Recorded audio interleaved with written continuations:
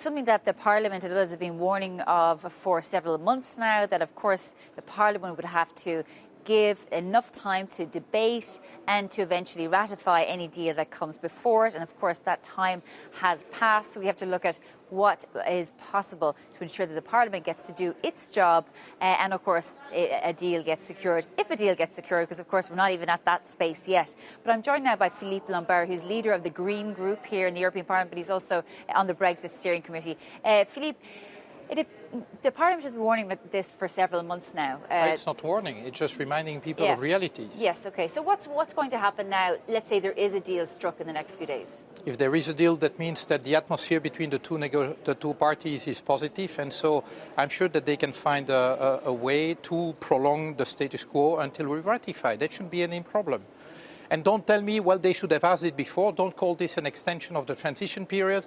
Call this an agreement to prolong the status quo for a few weeks, and that shouldn't be a problem. And I mean, obviously, because you've said this before, we've talked about this before, this is nothing new.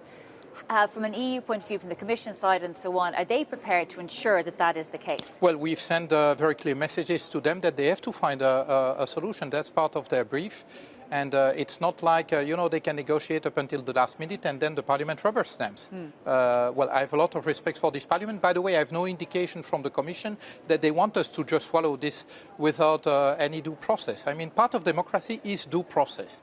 And well, the Brits know that better than anyone else, and therefore, well, we are going to have due process. And frankly speaking, on average, this Parliament has had more than 130 working days to examine any treaty in the past. And now we would be required, well, even if we do that over 3 weeks, I think it's an extraordinary effort. So don't mess with the Parliament. I mean, this is a matter of respect of the democratic institutions. So, of course, we'll have a situation there. If there's a deal done, there'll be probably a few weeks anyway before it could be. Yeah, brilliant. Exactly. The other thing is, yesterday we heard Michel Barnier brief the MEPs and member states saying there was something, I guess, maybe I don't know if you call it a breakthrough, but certainly some movement over the weekend in relation to the issue of standards.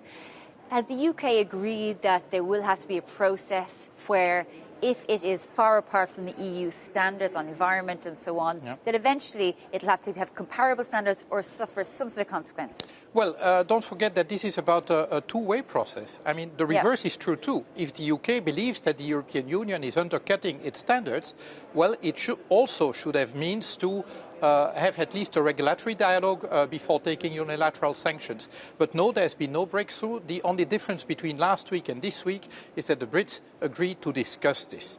Previously, any discussion about this was seen and perceived as an intolerable breach, neglect of UK sovereignty. It is not. It is not. Again, at any time, both the UK and the European Union will have full sovereignty to choose between market access and or loss of market access and regulatory convergence. So, I mean, this is always a fair choice, and it's a choice that the EU as a sovereign or the UK as a sovereign must be free to make at any time.